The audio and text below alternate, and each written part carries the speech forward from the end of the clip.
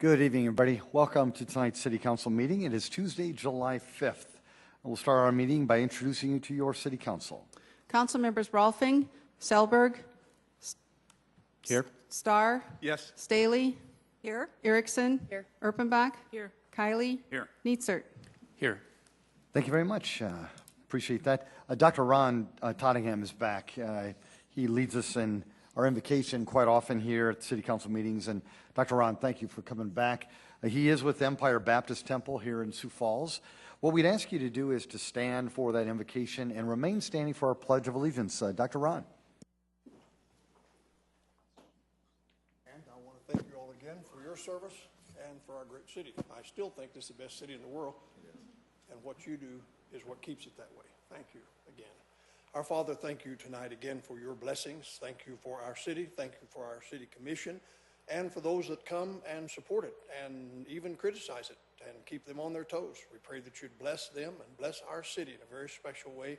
Put a wall around them that what things you think are right are what they think are right. And we'll pray this in Jesus' name. Amen. Amen.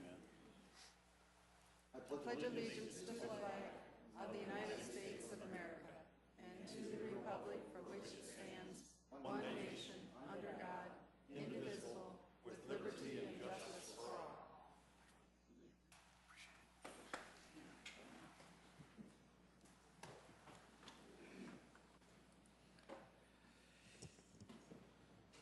Council, we're now going to move to our consent agenda. Any motions or changes to that? Any discussion? Move to approve Erpenbach. Second, Kylie. Councilor Bach, thank you for making that motion to approve our consent agenda. Seconded by Councilor Vice Chair Kylie. If there is no discussion, a roll call vote, please. Council members Selberg. Yes. Starr. Yes. Staley. Yes. Erickson. Yes. Erpenbach. Yes. Kylie. Yes. Nietzert. Yes. That has passed 7-0. Council, our regular agenda tonight. Any changes to that? Mr. Mayor, Yes, Councilor Erickson. I'd like to pull, I'm sorry, I don't have the number in front of me. Number 14, please. No, not 14. I'm sorry. Point of order. Hold on one second. Point of order, Mr. Mayor. Councilor Bach? Should we not just approve the agenda and then Councilor Erickson we can vote yes on That's fine. ones and then however you Councilor, would like. would you want to make that motion, please? I would move to approve the regular agenda Thank for you. this evening. Councilor. Second, Star. Seconded by Councilor Starr. Thank you both. Any motions, any changes to that? Roll call vote, please. Council member Selberg. Yes. Starr. Yes. Staley. Yes. Erickson. Yes. Erpenbach. Yes. Kylie. Yes. Nietzert. Yes. That has passed 7-0. Thank you, Council. Appreciate it. Folks, welcome to tonight's City Council meeting. Glad to have you here on Tuesday after a holiday. Appreciate it. If there is anybody who would like to engage the council now, this is a great opportunity to do that. You can talk on any topic. Unless it's an agenda item later on, a second reading, we'd ask you to wait for that. Otherwise, come forward. Two things. Just would like you to introduce yourself to the people of our great city. And secondly, please keep your comments to 5 minutes or less. The council would appreciate that. Welcome. Thank you, Mr. Mayor, council members. My name is Jay Major. I'm a paramedic, CEO of MedStar Ambulance and MedStar Dirt Track Race Rescue. None of us here are without fault. We've all made mistakes in our lives and our careers. There's no doubt, and I've made my share of them. But there's some things I think we need to work through, and I think we'll have some time to work through them here. We're stronger together than we are apart. It was over a year ago we had our differences, and I'm not here for those differences now because that issue has been taken care of. But we still have some issues that need to be taken care of. Last year, I approached Paramedics Plus with a mutual aid agreement. And I was told then that they would not sign a mutual aid agreement, but they would sign an agreement to where they can come and help me, but I can't come in the city and help them. That's the agreement that I signed. And I signed that for one reason, because if I needed help in the county, I wanted there to be no misunderstanding that I had an agreement signed, although it wasn't reciprocated in the city. In the last month or two, when the things that have been going on all year finally came to light, and we can talk our way around this as we did earlier today, and you weren't here for that, Mr. Mayor, but We can talk our way around the issues that we have in this city. The fact is, there's people out there that have issues, and we need to listen to them and not laugh at them. I am totally for a mutual aid agreement in the City of Sioux Falls. One was sent to me. I read it, and I don't agree with it in its form. And I texted Mr. Mark Postma, and I asked him if we could get together and discuss this the next time he was in town, and that was on June 10th, and I've heard nothing since that date. We have since been called into this city 11 times. 11 out of the 11 times, we did no transports, and we covered our ambulances back in our own territory, which is an expense to us. The other thing is we stood by your fire department on a fire scene for an hour and a half. And we'll continue to do that because although I was born here, I live here, I'm going to raise my kids here, I'm not moving. And in 5 years from now, when you decide you may or may not want another ambulance service, I'm still going to be here providing a service someplace. I'm not going anywhere. The people of this great state and this great city of mine, they're family members, they're friends, and that's why I fought so hard a year ago, and that's why I'm here today. It's because I care. And I just hope and pray that we can somehow come to some conclusion on our differences and not just do things for looks, but do them for action. I'm not signing an agreement so it looks good for anybody. I will sign an agreement if it has action that's connected with that signing. And I'm willing to sit down with the people with Paramedics Plus and the City of Sioux Falls and even REMSA, who I've had my issues with. And I'm absolutely willing to work and get things worked out to the betterment of this city and the surrounding area. And that's really why I'm here today. I'll probably be back next week, but thank you very much for your time. I appreciate you listening. Thank you. Thanks, Jay. Folks, anybody else want to engage the council? Welcome.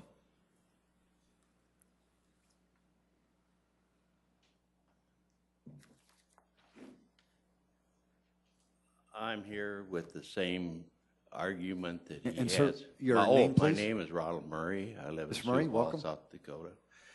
I had a run-in with your new ambulance service, Paramedics Plus, on December 5th at 2 minutes to 1 o'clock. I called your ambulance service. Within 6 minutes, they were there at my house, which was great. They come with 2 ambulances, but when they transported my wife, she was having a heart attack when I called in. They come into the house. The firemen were already there. They told me to leave the room so they could work on my wife. We went out and moved the furniture so they get the gurney in to haul her out. The next thing I see, and the firemen are standing there with their eyes wide open. The wife's walking out in her bare feet, going outside at, I don't know what the temperature was on December 5th, but gets on the gurney out in the driveway. I goes in and calls my children. They took me 2-3 minutes to get them up. I went outside and the ambulance is still sitting in my driveway. I knocked on the back door and the guy, EMT opened up the door and he says, when we get the fingernail polish off her finger, we'll be able to get her oxygen level taken, and then we'll be heading to the hospital. The neighbors were all up, so I notified them, which was about another 5 minutes, and the ambulance was still there. So I went on, knocked on the door, and the paramedic inside said, "Take off. This guy's getting mad at us." So they took off. They shut off their lights. They drove up the street, and of course, well, we went one way and I went the other way. They stopped for every street light. My wife was having a heart attack. And so I contacted Paramedics Plus, and they said they'd followed all appropriate actions.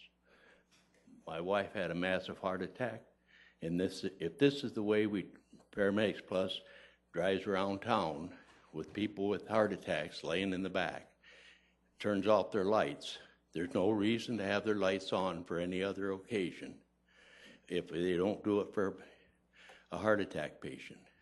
And the person that runs Paramedic Plus said they did everything appropriately according to the contract they have with the city.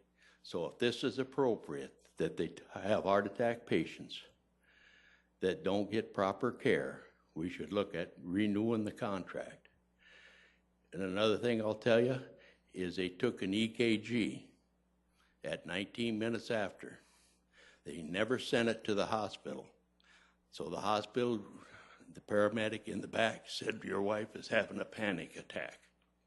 So they treated her for a panic attack till 3 o'clock in the morning, till the doctor could see her. Then finally the doctor took an EKG and they said, everybody out of the room, we got to get her to cardiac. She's having a massive heart attack. But we should look into renegotiating the contract with Paramedics Plus and get an emergency service here in Sioux Falls that treats everybody fairly. So this tragedy does not happen to another person in Sioux Falls, South Dakota. I thank the City Council for listening to me. I get it off my chest. Thank you. You're welcome, Mr. Murray. Welcome. Thank you. Folks, anybody else want to engage the council? Welcome.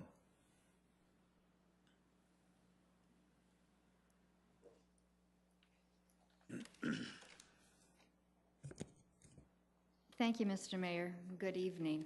My name is Joy Tusher.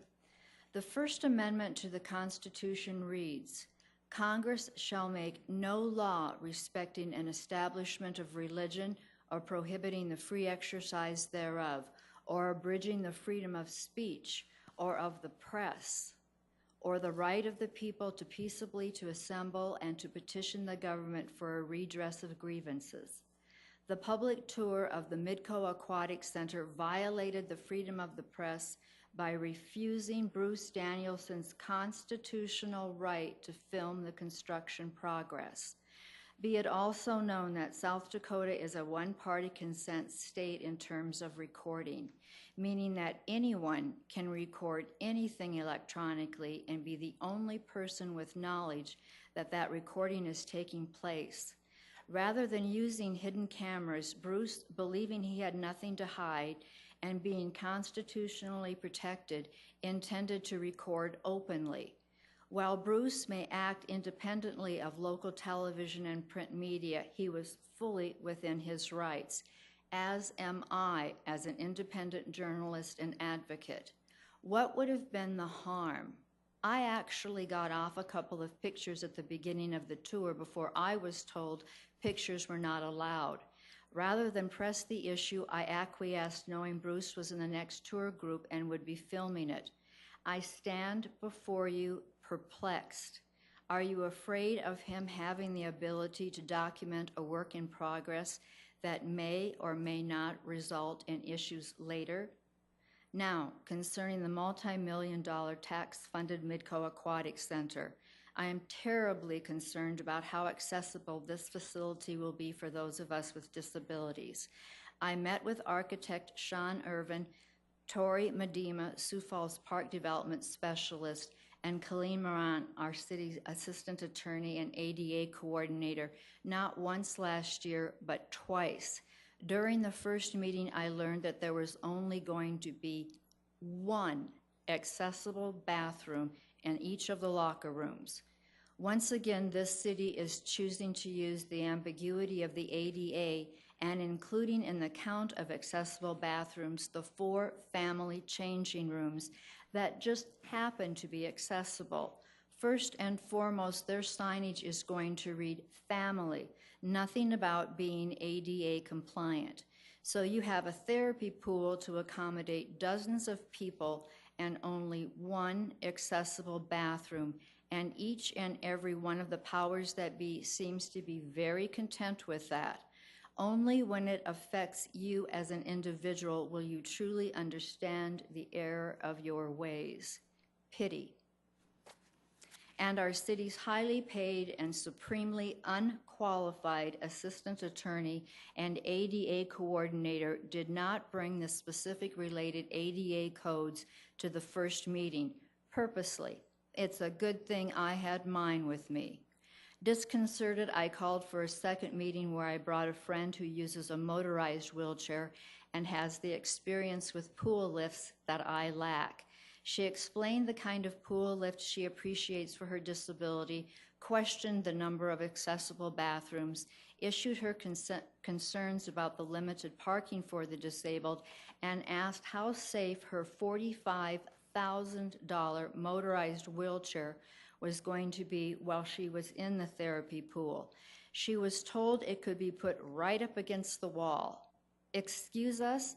Do you mean the wall next to the recreation pool where the children are going to be playing so they can easily hop on her chair and maneuver into the water?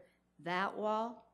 During the tour, I was initially told that my friend's wheelchair placement was an operational issue. That was corrected, and I was told someone would help by placing it in the office. During the tours, the locker rooms were not available for viewing, but Sean confirmed there would only be one accessible bathroom, but was quick to point out the family changing rooms that, by the way, were accessible, but of course the signage wasn't going to read that. They were going to be for the specific use of families. Now, in an attempt to placate me, Tori told me that all I had to do was call when I was coming, and he would make sure to put a sign on a designated family changing room with my name on it. He also made the same promise for a handicap accessible spot. I told him I was going to hold him to it. God help everybody else with a disability. Your consideration of my perspective and your attention this evening empowers me. God bless every veteran who ever served for my right to stand here and speak. Thank you very much. Thanks, Joy. Appreciate it. Folks, anybody else want to engage the council? Welcome.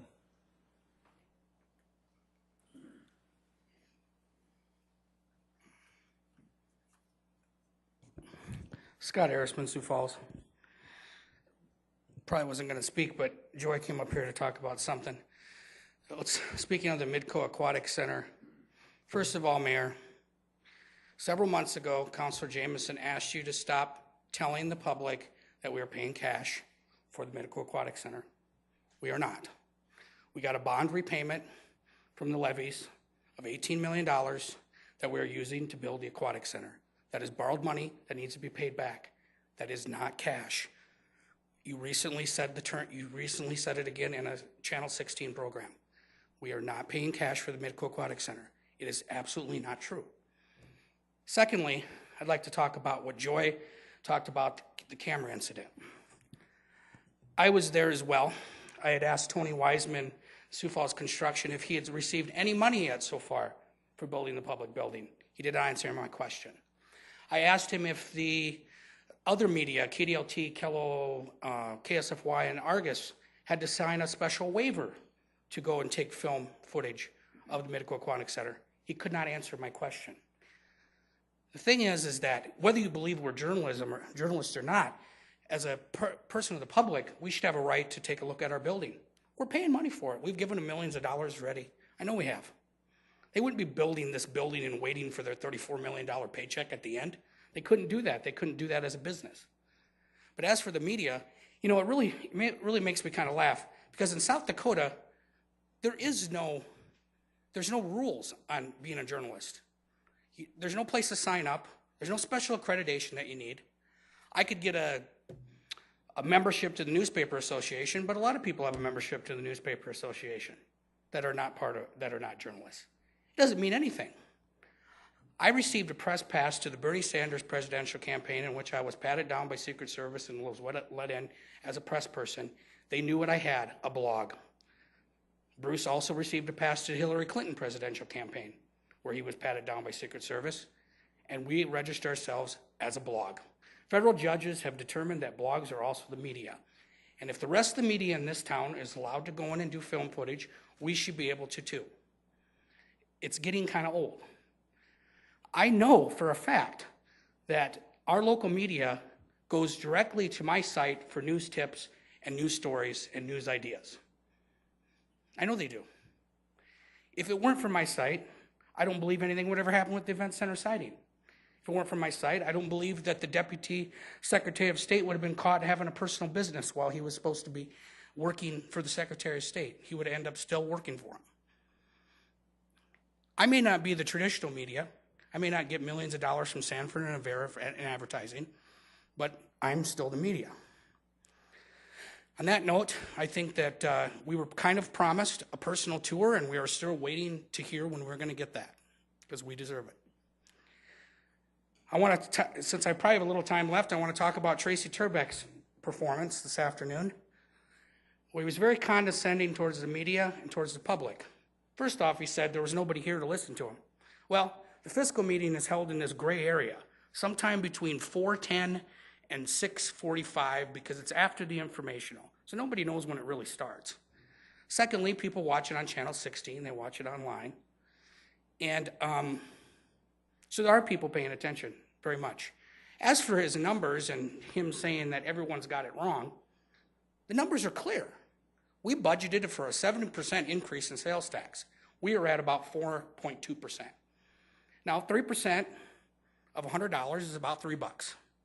3% of hundreds of millions of dollars, well, you do the math. It's a lot of money. And so it is a concern. He made it sound like the media made this up. He showed you the numbers. We budgeted for 7, we're at 4%. We should be concerned. So thank you and have a good night. Thanks, Scott. Appreciate that. Welcome.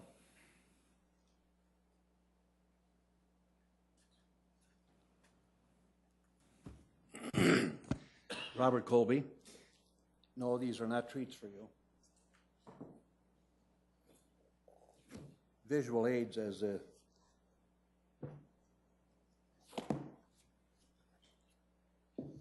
this book was published in 1898, and it's a history of Minnehaha County. What can I do with it? I can look at it and I can get all the information that the person who generated the information wanted me to know. This was a reprint done in 1976 for the bicentennial. Same information, but a reprint.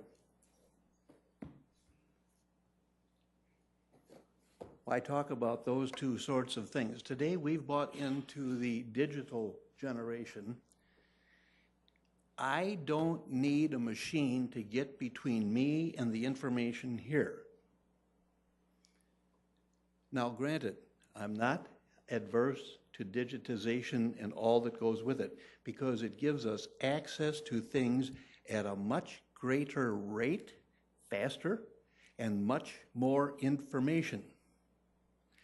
But the question is that the information you as a city council are generating today, like this book done in 1898, will anybody in 116, 17, 18 years from now be able to find that information when it's all contained digitally?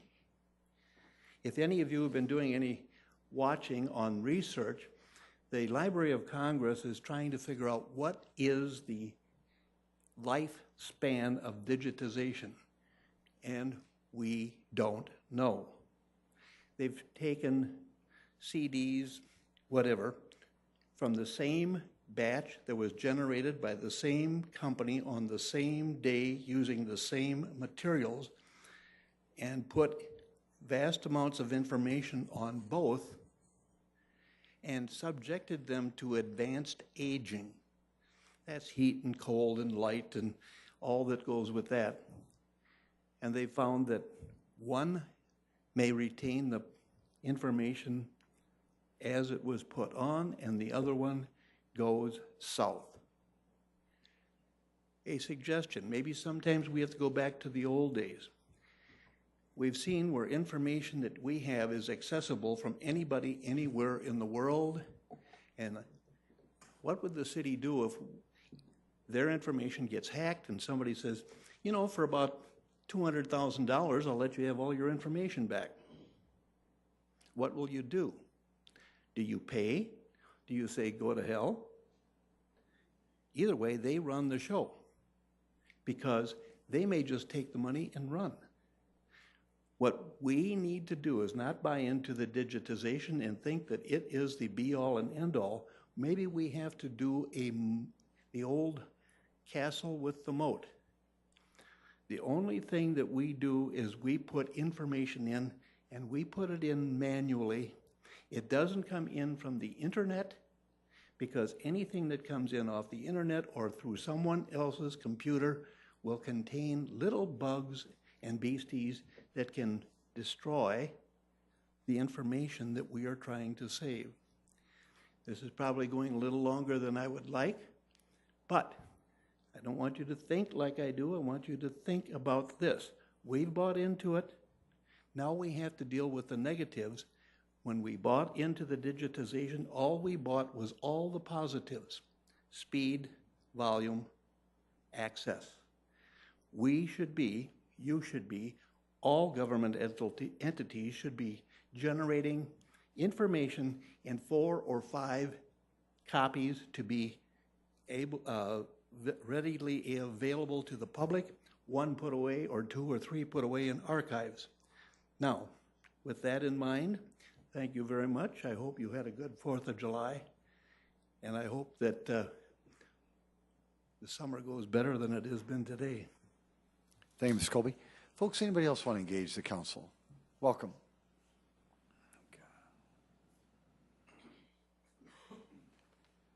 Bruce Danielson, Sioux Falls. First off, thank you, Joy. That's nice to know that people are trying to pay attention to what we're doing. Was trying to listen to the information this afternoon and made me think about 5 words. One of them is truthiness. And another one was respect. Another one was shame, rights, and locations. And it's, you know, that's what kept coming back to me with everything that was going on, from discussion of the ambulance, the stories that I'm putting together that are going to be coming on a video that might blow some of your minds by how poor our ambulance service is working, and the abuse that some of these people have received. It's really shocking. And it takes, as I'm putting the video together and I'm getting ready to post it, the people that are running the ambulance system should be shocked. They should be appalled that they're even in this town. And this council should be appalled that these people are even here. The truthiness, the respect that the ambulance service is having toward the individuals that they're picking up. Just that letter, I sent all of you a copy of that letter that was posted in the Argus Leader this week. Because if you've got somebody that fell down steps and the ambulance service requires them to walk up and down steps until they finish breaking their hip, that's pretty sad. I have an individual that I'm working with, a Korean War vet, who is required to go to the VA for his care. He has no money. He barely can pay the taxes on his old trailer house and his beat up old car. And he gets a ride to the hospital in the ambulance because he's in such excruciating pain that he has to go and call the ambulance. He gets part way to the VA, and the ambulance stops at some corner, shuts off the lights, and says, "We can't take you to the VA. They're not taking anybody in their 24-hour emergency room. We have to take you to one of the other 2 hospitals." Now, that other hospital bill is coming in to him because the VA won't pay it. The VA won't pay the ambulance charge. And it's all because of the greed that's developed from the ambulance service. This is a disgusting operation. I've had a couple experiences with my own family with the ambulance service, and I'm appalled by it. There's no shame. We have rights in this town. The things that happened last year with the whole contract situation with MedStar, we keep bringing in out-of-town individuals. We keep franchising. We keep contracting out all of our economic growth. So we don't get any money that actually even stays in this town. Jay Major, God bless him, he's working out of Brandon, and he's trying to hold together a business. He's tried for years.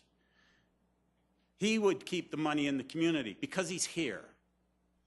I didn't come here tonight to talk about Jay, but it really bothers me to keep seeing all of these things that we have no economic growth. So now Tracy Turbeck is there and wasting our time this afternoon at the fiscal, according to him, because, well, there's nobody in the room. Well, I'm sorry, Mr. Mayor, that's disgusting, because we're watching on TV because we have lives that we have to work with. You know that we're here on a regular basis. There's a lot of people that watch Channel 16 or the internet, and they want to know what's going on in this community. I get a lot of requests for information all the time because we are here. We're trying to do things. We're trying to pass on information. But when you have somebody that comes and says what he says, and he walks out of meetings, when we get asked to meetings, all we catch is his hindsight going out of a meeting that we were requested to be at, and he was requested to be at, and the entire group of Kendra and the bunch all left that same room. This administration has no respect for the citizens of Sioux Falls. And that, I'm going to save my last piece on locations for later in the meeting. Thank you. Thanks, Bruce. Folks, anybody else want to engage the council? Very good. Councilor Erickson. Mr. Mayor, I want to make a motion to reconsider number 14 from the consent agenda. Urbanbach. Got a motion by Councilor Erickson to reconsider item number 14, second by Councilor Urbanbach. If there's no discussion, a roll call vote, please. Councilmember Selberg? Yes. Starr? Yes. Staley? Yes. Erickson? Yes. Erpenbach? Yes. Kylie? Yes. Kneitzert? Yes. Now motion to reconsider is passed 7-0. Councilor Erickson. Thank you so much. You're welcome.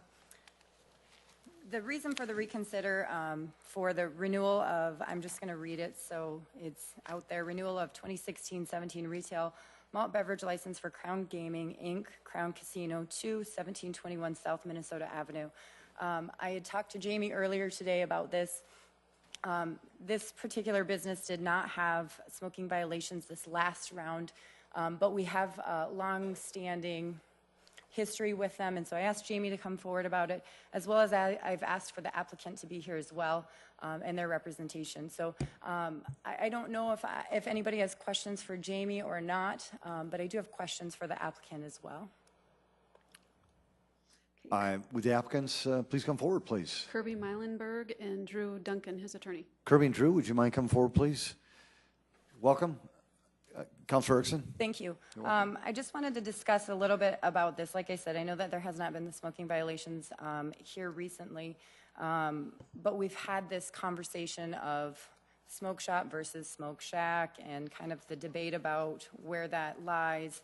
My question to you is what, if anything, is being done to ensure that there's not smoking taking place in these casinos that are not in a smoke shop or a smoke shack? Because I know those are separate, and we've had the conversations, we've gotten clarification from the Department of Revenue for the smoke shacks, meaning the outside smoking areas. We've discussed that in the past. So I'm just curious if there's anything that's been done to ensure that your employees are not smoking, not even your employees, but your guests.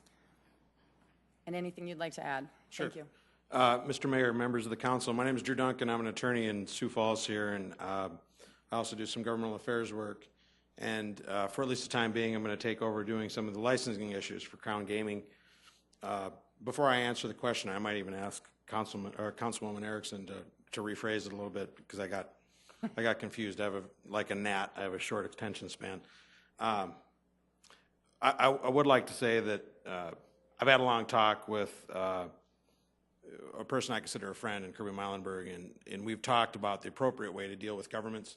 I'm not saying that wasn't done before, but from my perspective, the appropriate way to deal with governments is with transparency and openness.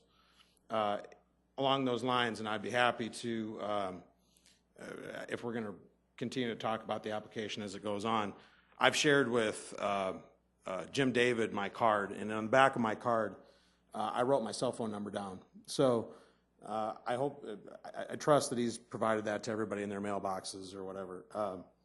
The reason I did that, ladies and gentlemen, is because in the vein of openness, I want everybody on the council to understand if they have questions, concerns, or anything with regards to Crown Gaming or any of the projects they have, any of the businesses they run, that we're an open book and that I'm available and Kirby's available to talk to you at a moment's notice. That includes within reason, excuse me. That includes tours of the facilities, the businesses, descriptions of how they run, and immediate concerns and whatever else, however else you see fit. With regards to the question, I'm going to do my best to answer it, Councilwoman Erickson. It was the first issue that I talked about with Mr. Muhlenberg and his partners. This particular location, 1721 and 1725, has about 10 employees. We weren't aware that they didn't have any violations last time around. We're pleased to hear that. The thing I talked about with Mr. Muhlenberg was that we couldn't have a strategy or a policy for Crown Gaming wherein we told patrons, others, visitors to our establishments that the fine is on them when they come in if they're smoking. That's not to be, that's not transparent, it's not open, and it's not our business to be telling the people that come in, giving them legal advice. What we needed to do is explain to them that there are designated smoking areas in the state of South Dakota, and that's not inside. With the exception of the retail tobacco outlets, which certainly are allowed by state law. In this particular circumstance, let's talk about 1721 or 1725. There have been 3 violations there. We're not going to try and hide those from the council. We want to be open and transparent on when those happened. They happened on the same evening, and Kirby and I were discussing that earlier today, and we think they happened sometime late in last year or the beginning of 2016, when we were still getting some clarification from the Department of Revenue and the Lottery Division about the difference between smoke shacks, retail tobacco outlets, and essentially designated smoking areas. I'm not great with technology, but one of the things that I told Kirby the other day was, we got to do some different things with signage, and we got to do some education with our managers and our employees. Most of these people are long-term employees. They have 10 employees there, most of them long-term. We need to tell these people that if a patron lights up a cigarette without signage, we need to tell those people that they need to go to the designated smoking area. In this case, in that location, is outside. There's, as it exists right now. If there is a retail tobacco outlet that goes in there, that becomes a different story. And I understand that there are some members of the council that are uncomfortable with that. But at present, that area would be outside. Now, the obvious question is, well, why don't you just tell everybody to go smoke outside? That's the way we're dealing with it. Some communities are looking at smoke shacks, which are one of the things that you've discussed and you've asked about, are looking at those things very differently. If you go location to location and not video lottery, but you look at the bars and restaurants in the City of Sioux Falls, some of those are very enclosed. And we're not comparing ourselves to the other, and we certainly don't want to throw anybody else under the bus. We're not here to deal with that. But we can't just very well say we're smoking outside, because that, in our mind, that's not really a designated smoking area, because some of those places don't look very much like inside. So what we've chosen to do, what we've chosen to educate our managers on, and these people in location 1721 and 1725, is that you're to go to a designated smoking area. We've got some orange signs put up, and if the council would like to look at those, we'd be happy to show them to anybody who'd want to see them. We're open to suggestions if the council doesn't necessarily like what we put on those signs. We want this to be a transparent process. But in this instance, at this time, for this location, the designated smoking area won't be, we don't have a patio at this location. The space doesn't allow us to do that. But that'll be outside for the time being. So how about ashtrays? Ashtrays located in the facility or no? Mr. Mayor, members of the council, that's a question I didn't ask. I don't know. If there are, they'll be eliminated. That would be my recommendation, because recently it wasn't just Crown Gaming, but it was many of the, I know that the ownership is commingled with some owning these, some owning those, and it's, like I said, commingled. But there are several ashtrays with cigarette butts in there as well, and so that would be definitely a suggestion as well at all locations that are commingled amongst these partners. The other question I have is there a retail tobacco outlet? I know you just made reference kind of to that. They don't own one right now? Mr. Mayor, members of the council, there is a room for one. Right. It is not open right now. Right. If one does open in the near future, and I'm not saying it doesn't, and I certainly don't want to intimate to the council that there won't be one in the future. They're still discussing plans for that. It will comply with state law. It will, in all respects. And the issue that we, Mr. Mayor, if I may, the issue that we had with that location with the tobacco outlet is a nostalgic, old school cigarette machine that didn't work. And when I went myself and said, I'm just here to buy a pack of cigarettes, I don't smoke, but I asked, and she said, oh, that's just so you can smoke in there. I've got the cigarettes behind the counter. And I said, oh, great. Oh, you know what? I forgot my wallet, and out I went. And really, the intent behind that was that the smoking vending machine with the video lottery, which I think we've put that to rest. I know the Video Lottery Commission and the Department of Revenue did send out a letter not too long ago explaining their position on that, and that's been put to bed. And so the tobacco outlet is much different, and I know that there are different rules in regards to that. Thank you for just discussing the education with the employees, and I'd ask that you do that amongst all, not just Crown. I'll turn it to the council if they have any other questions at this time. I don't want to take all the time. Council Vice Chair Kiley. I would just ask, what guarantee do we have going forward this is going to be the plan that you have described here earlier? Mr. Mayor, members of the council, what guarantee do you have? You've got, well, and this means little to you, but you're going to have our word, and if you don't, you're going to have the hammer of the law. Right now, if somebody's caught smoking in there, they get a fine. You can talk to the South Dakota Lottery Commission. The Lottery Commission can try and take adversary license against against Crown Gaming's license. We have a lot to lose in that regard. With regards to 17, 21, or 25, and I always get this mixed up, and Kirby is upset, we're making a significant financial investment in those locations, in remodeling fees and otherwise, to ensure that that location operates. I doubt that Mr. Meilenberg and his partner Don Drake are interested at all in trying to find a way to jeopardize that in any way. Now, you have the ultimate hammer. You can take our word for it, but you have the ultimate hammer in the eyes of the law to make sure those things don't happen. It's just that we've heard this before, and yet it continues to happen. As recently as just a few weeks ago, when we had officers in a number of establishments, smoke in the room, no individual smoking, but in a sense the smoking gun was there, ashtrays visibly in place. Now, unless the patrons are bringing their own ashtrays, we have I'm sorry. Real reason to be concerned here. Mr. Mayor, members of the council, I agree.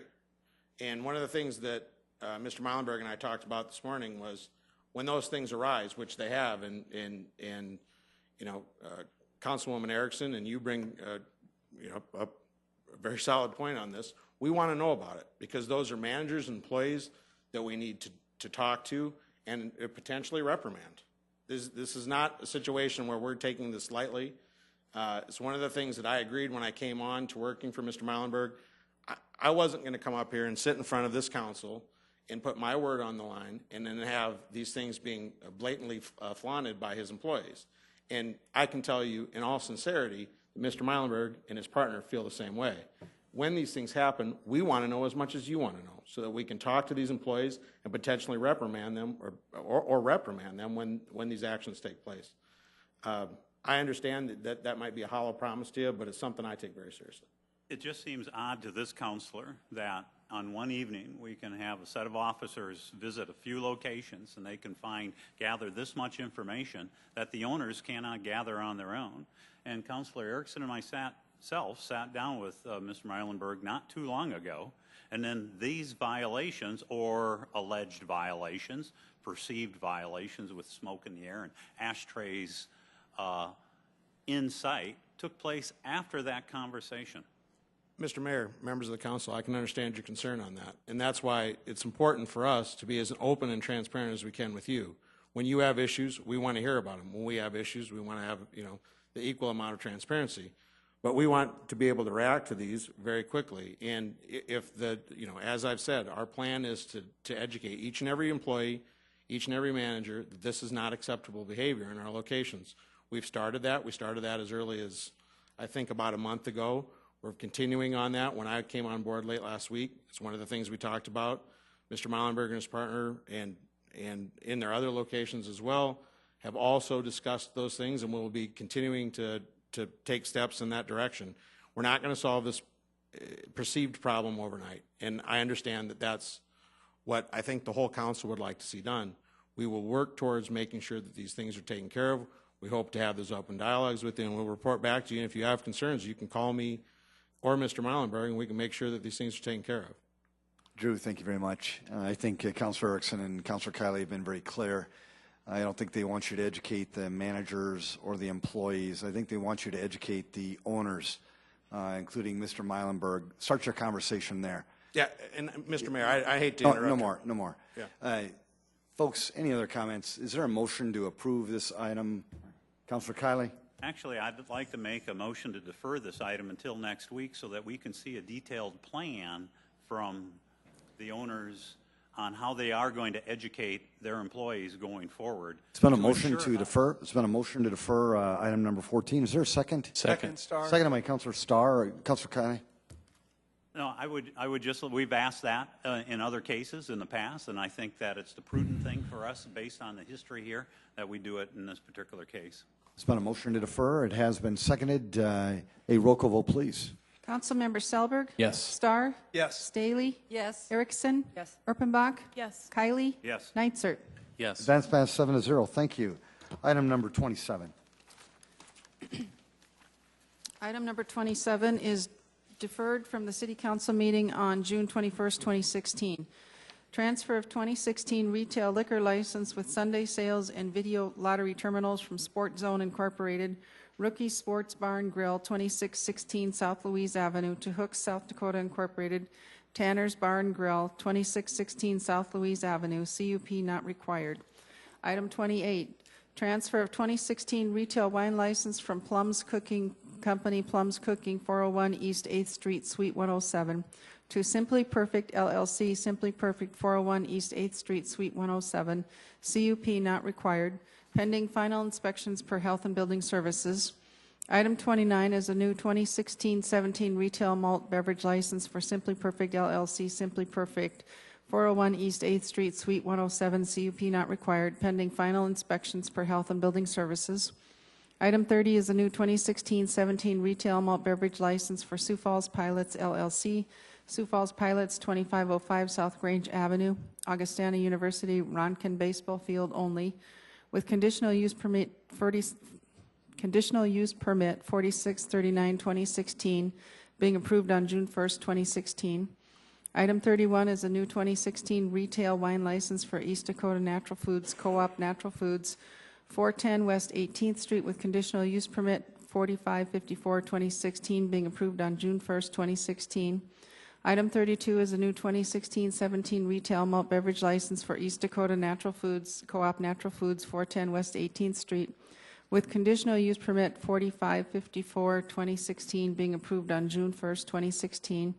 Item 33 is a special one-day liquor license for Bates Enterprises to be operated at the Multicultural Center, 515 North Main Avenue, for a wrestling event on July 20th, 2016. Item 34 is a special one-day wine license for Augustana University to be operated at the Center for Western Study, 2001 South Summit Avenue, for a special event on July 8th, 2016. Item 35 is a special one-day malt beverage license for Fernson Brewing Company, LLC, Fernson Brewing Company to be operated at Zambro's Variety, 209 South Phillips Avenue, for a special event on July 13th, 2016. Jamie. Good evening, Jamie Palmer with licensing. I need to request a motion to withdraw item 27 per the applicant's request. They were unable to resolve the issues that they were having, which caused the deferral to this meeting. Item 28 is a transfer due to a change in ownership, and item 29 is a request for a new malt beverage at the same location. Item 30 is a new malt beverage license to be used only at the Ronkin baseball field during the Sioux Falls Pilots home games. Items 31 and 32 are new license requests which will be used during special events in their parking lot and in their store on a regular basis. Items 33 through 35 are all special one-day license requests. Many of the applicants are here tonight if you have questions for them. Jamie, thank you. Could I get a motion to withdraw item number 27, please? So moved. Council Vice Chair has made that motion to withdraw this item. Second by Councilor Erickson. Thank you both. A roll call vote, please. Councilmember Selberg? Yes. Starr? Yes. Staley? Yes. Erickson? Yes. Erpenbach? Yes. Kylie? Yes. Nitzert? Yes. Council, that has passed 7-0. Thank you. Council, would anybody want to make a motion to approve the rest of the items, please? Mr. Mayor. Councilor Starr. Actually, I have a question for the applicant in item number 33, Sure. if they're here. Jamie, who's It'd be the applicant? Jason Bates, if he's. Jason, you here, please? I don't believe he is. Hi. Counselor, any thoughts? Is it a question you can ask Jamie that she would know, or? I'm just curious of the wrestling event, who it's sanctioned by, and some of the questions about whether it's part of our new South Dakota Sports Commission, and probably a little deeper than you get in the licensing. Yeah, I apologize. I don't know who it's sanctioned by, but I do know that this is probably one of several events that they've had thus far. Mr. Mayor, I would move to defer item number 33 to July 12th meeting. Second, Erpenbach. It's been a motion to defer item number 33, seconded by Councilor Erpenbach. A roll call vote, please. On the deferral, Councilmember Selberg? Yes. Starr? Yes. Staley? Yes. Erickson? Yes. Erpenbach? Yes. Kylie? Yes. Nitzert? Yes. That has passed 7-0. Council, would anybody want to make a motion to approve the remaining items? Mr. Mayor, I Councilor Erpenbach? move to approve items 28 through 32 and items 34 and 35. Thank you, Councilor. Second, Selberg. Seconded by Councilor Selberg. If there's no further discussion, a roll call vote, please. Councilmember Selberg? Yes. Starr? Yes. Staley? Yes. Erickson? Yes. Erpenbach? Yes. Kylie? Yes. Nitzert? Yes. Council, thank you. That's passed 7-0. Item 36. Item 36 is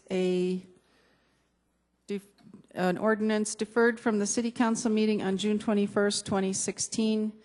Second reading. An ordinance of the City of Sioux Falls, South Dakota, amending the Code of Ordinances of the city by adding one legal description to Section 37.038, providing for rural service district lands. Good afternoon, Mayor, Council, Albert Schmidt, Planning Office.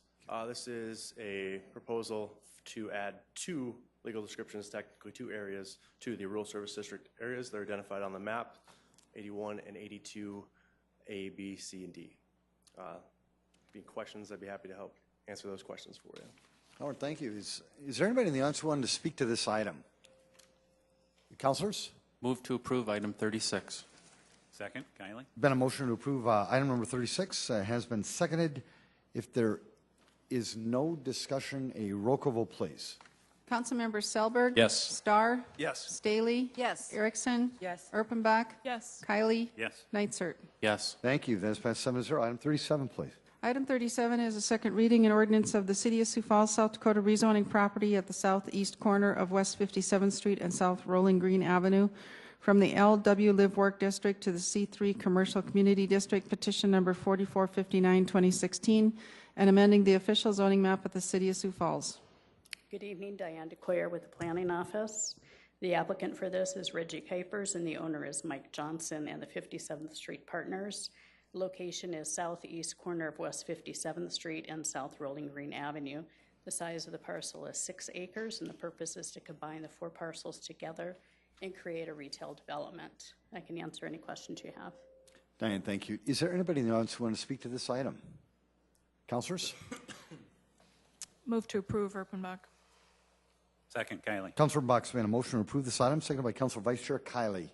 If no discussion, a roll call vote, please. Councilmember Selberg? Yes. Starr? Yes. Staley? Yes. Erickson? Yes. Erpenbach? Yes. Kylie? Yes. Nitzert? Yes. That has passed 7-0. Item 38. Item 38 is the second reading and ordinance of the City of Sioux Falls, South Dakota, rezoning property at northwest corner of East 69th Street and South Sycamore Avenue from the AG Agricultural District to the RA1 Apartment Residential Low Density, RA3 Apartment Residential High Density, LW Live Work, and C2 Commercial Neighborhood and Streetcar Districts, petition number 4340, 2016, and amending the official zoning map of the City of Sioux Falls. The applicant and owner for this is Clint Ackerman. The location is at the northwest corner of East 69th Street and South Sycamore Avenue. The size of the parcel is 35 acres, and the purpose is to develop future retail, office, and multifamily residential. Diane, thank you. Any comments from the audience? Councilors? Move to approve item 38, Staley. Councilor, thank you. Second, Kylie? Seconded by Council Vice Chair Kylie. Thank you. If no discussion, a roll call vote, please. Councilmember Selberg. Yes. Starr. Yes. Staley. Yes. Erickson. Yes. Erpenbach. Yes. Kylie. Yes. Nitzert. Yes. That has passed 7-0. Item 39. Item 39 is a second reading and ordinance of the City of Sioux Falls, South Dakota rezoning property south of West 57th Street, west of South Louise Avenue, and east of South Rolling Green Avenue from the LW Live Work District to the C3 Commercial Community District. Petition number 4419, 2016, and amending the official zoning map of the City of Sioux Falls. The applicant for this is John Engelhardt, and the owner is 57th Street Partners. The location, as Tamara indicated, and it might be easier to look at this map. It is west of 57th Street, west of South Louise Avenue, and north of West 59th Street, and east of South Rolling Green Avenue. The size of the parcel is 11.3 acres, and the purpose is to construct retail buildings on both lots. Development of these parcels will not be allowed until 59th Street is constructed. The applicant is here, and I did question him regarding the construction of that, and they are looking at probably a late August, early September start date for the road construction. And I can answer any questions you have. Diane, thank you. It is a second reading, folks. Any comments at all from you? Councilors? Move to approve, Starr. Second. Councilor Starr has made a motion to approve item 39. Thank you, Councilor. Second by Councilor Vice Chair Kylie. A roll call vote, please. Councilmember Selberg. Yes. Starr. Yes. Staley. Yes. Erickson. Yes. Erpenbach. Yes. Kylie. Yes. Nitzert. Yes. That has also passed 7-0. Item 40. Item 40 is a second reading and ordinance of the City of Sioux Falls, South Dakota rezoning property north of West 26th Street and east of South St. Michael's Circle from the C2 Commercial Neighborhood and Streetcar District to the C3 Commercial Community District, including conditions as allowed in Section 160.650E, placing limitations on regulations within the RE form, petition number 4607, 2016, and amending the official zoning map of the City of Sioux Falls. Planning Commission recommends approval 6-0 with the following conditions. 1, the proposed building will not exceed 30,000 square feet, and 2, prohibited land uses include off-sale alcohol, on-sale alcohol, and adult uses. The applicant is Paul Reynolds with RCM Services, and the owners is Tires. The size of the parcel is 2.3 acres, and the purpose is to construct a 28,400 square foot tire store. Again, it is a conditional rezone not to exceed 30,000 square feet. And the applicant is also in the process of rezoning the west 10 feet of the property, the adjacent property, into his for additional land to be able to have the parking and building layout work. And you'll see that come forward in August. And I can answer any questions you have. Diane, thank you. Folks, anybody in the audience want to speak to this item? Councilors? Councilor Erpenbach. Diane, can you explain that last part again about rezoning an extra 10 feet? Why didn't it come as a package? I think the applicant is here and can probably ask you. They didn't know at the time that they were going to need that, but I don't know any specifics beyond that. And Paul Reynolds could probably answer that better. Just out of curiosity, as much Mr. Reynolds, welcome, sir. Can you just tell us kind of the reasoning behind not having it all in one package and why you're kind of piecemealing this? Paul Reynolds with RCM Services. The intent behind the additional 10 feet was to increase the amount of parking, and with the extension of the building to the west, it gave them drive lanes out that side of the building structure. Okay, so the drawing that we see on the screen right now, is that with the 10 feet or without the 10 feet? Right now, the 10 feet is actually represented on there. If you take a look right where it says St. Michael's Addition, you can see the two corner property lines that are right there, right through the middle of those parking stalls. The 10 feet that we're asking for in the next application is to the west of that. Great. Thank you very much. You're welcome. Mr. Mayor, I would move approval. Thanks, Councilor. Appreciate that. Second. Councilor Vice Chair, thank you for the second. A roll call vote, please. Councilmember Selberg. Yes. Starr. Yes. Staley. Yes. Erickson. Yes. Erpenbach. Yes. Kylie. Yes. Nitzert. Yes. That has passed 7-0. Item 41. Item 41 is a second reading, an ordinance of the City of Sioux Falls, South Dakota, rezoning property at 301 South St. Paul Avenue from the RD1 Twin Home Duplex Residential Suburban District to the RT1 Single Family Residential Traditional District. Petition number 4635, 2016, and amending the official zoning map of the City of Sioux Falls. The applicant is Wayne Wagner, and the owner is Affordable Housing Solutions. The location is 301 South St. Paul Avenue. The size of the parcel is 0.13 acres. And again, the purpose is to construct a single-family dwelling on a 44-foot wide lot. And I can answer any questions you have. Thanks, Diane. Folks, anybody want to engage the council on this? Councilors? Yes. Councilor Neitzer. So this is a 44-foot lot, I Yes. believe. Yes. So it would have been non-conforming under the old zoning ordinance. I think it was zoned RS2 possibly. I can't remember, but it could have been zoned RT1 right from the start. Was there any thought about whether a conditional rezone, or not a conditional rezone, I'm sorry, a city-initiated rezone would have been appropriate here?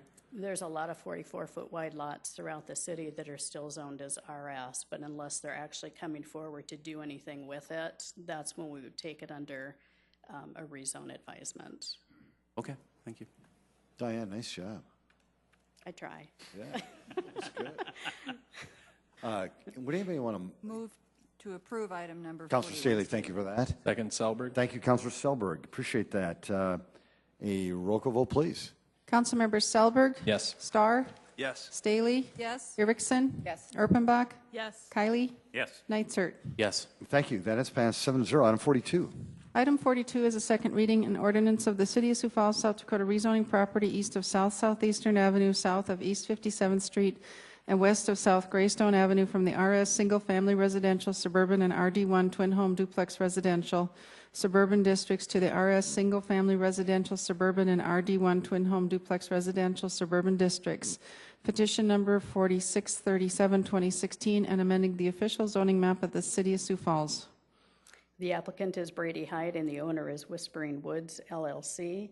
The location is south of East 57th Street and east of South Southeastern Avenue. The size of the parcel is 16.9 acres, and the purpose is to construct single-family and twin homes. I can answer any questions you have. Dan, thank you. Another second reading, folks. Anybody want to engage the council? Councilors? Can I get a motion to approve? Move to approve, Erpenbach. Second, Starr. Councilor Bach, thank you. Councilor Starr, thank you. A roll call vote, please.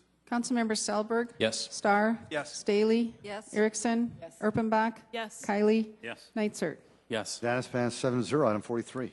Item 43 is a second reading, an ordinance of the City of Sioux Falls, South Dakota, rezoning property at 2601 East 8th Street from the C2 Commercial Neighborhood and Streetcar District to the RA2 Apartment Residential Moderate Density District, petition number 4661, 2016, and amending the official zoning map of the City of Sioux Falls. The applicant and owner here is Erica Beck with Lloyd Companies. The location is north of East 10th Street, west of South Cleveland Avenue, and east of I-229. Size of the parcel is 1.27 acres, and the purpose is to construct an apartment building with 42 units. I can answer any questions you might have. Any comments from the audience tonight? Councilors? Move to approve, Neitzer. Second, Erpenbach. Councilor Neitzer's been a motion to approve this item, second by Councilor Erpenbach. A roll call vote, please. Councilmember Selberg? Yes. Starr? Yes. Staley? Yes. Erickson? Yes. Erpenbach? Yes. Kylie? Yes. Neitzer? Yes. That has passed 7-0. Item 44. Item 44 is a second reading, an ordinance of the City of Sioux Falls, South Dakota, rezoning property at 1217 East Rice Street from the RD1 Twin Home Duplex Residential Suburban District to the C2 Commercial Neighborhood and Streetcar District, petition number 4665, 2016, and amending the official zoning map of the City of Sioux Falls. Planning Commission recommends approval. The applicant and owner here is Dean Wilson. The location is 1217 East Rice Street. This is just one block east of North Cliff Avenue. Size of the parcel is 0.13 acres, and the purpose is to combine this lot with the adjacent lots that he owns to the west for motor vehicle sales. Diane, thank you. Anybody in the audience? Second reading, folks. Councilors? Move to approve, Erpenbach. Second, Kylie. Councilor Box made a motion to approve this item, second by Councilor Vice Chair Kiley. A roll call vote, please. Councilmember Selberg. Yes. Starr. Yes. Staley. Yes. Erickson. Yes. Erpenbach. Yes. Kylie. Yes. Nitzert. Yes. That has passed 7-0. Item 45. Item 45 is a second reading, an ordinance of the City of Sioux Falls, South Dakota, rezoning property south of West 69th Street and west of South Beale Avenue from the AG Agricultural District to the RR Single Family Residential Rural District, petition number 4693, 2016, and amending the official zoning map of the City of Sioux Falls. The applicant and owner here is Doug Johnson, located south of West 69th Street and west of the future South Beale Avenue. Size of the parcel is 5 acres, and the purpose is to construct a single-family home. And I can answer any questions you have. Thanks, Diane. Folks, any questions from the audience? Comments? Councilors? Move to approve, Erpenbach. Second, Star. Councilor Box made a motion to approve this item, second by Councilor Starr. A roll call vote, please. Councilmember Selberg. Yes. Starr. Yes. Staley. Yes. Erickson. Yes. Erpenbach. Yes. Kylie. Yes. Nitzert. Yes. That has passed 7-0. Item 46. Item 46 is a second reading, an ordinance of the City of Sioux Falls, South Dakota, authorizing the issuance, execution, and delivery of its wastewater system revenue bonds and related loan documents, pledging a portion of the wastewater system revenue of the city to the payment of said wastewater system revenue bonds.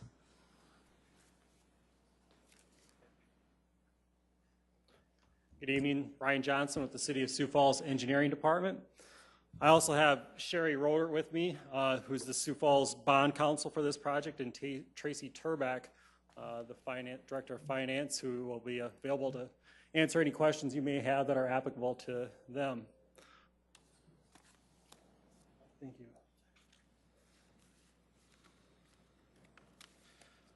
Loan 37, State Revolving Loan for 37. Mark Cotter in the last month did a presentation giving information on the SRF program to give a little bit background information and open the door for our first reading that was held on July 21st or June 21st, and of course the second reading is tonight. Loan 37, the project will include the construction of a wastewater pump station that's located in the northwest corner of I-29 and 90. It's the green box with the acronym PS there. That's generally the low point in the Foundation Park sanitary sewer basin, where wastewater will flow by gravity to the pump station. It'll then follow that solid green line straight east to about Kiwanis Avenue, heading south, across the interstate and into a new basin where it will then flow by gravity to the south and to the east and tie into the existing sanitary sewer collection system. Total project cost for all pieces is $8.83 million is estimate for design, construction, and construction administration.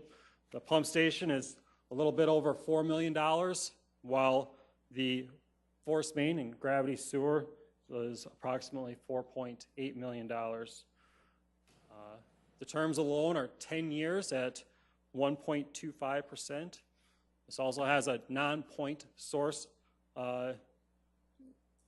component to it, where the interest rate of 2.25% was reduced to 1.25%, with the difference in interest being reinvested into watershed and water quality improvement projects in the upstream basins of Sioux Falls.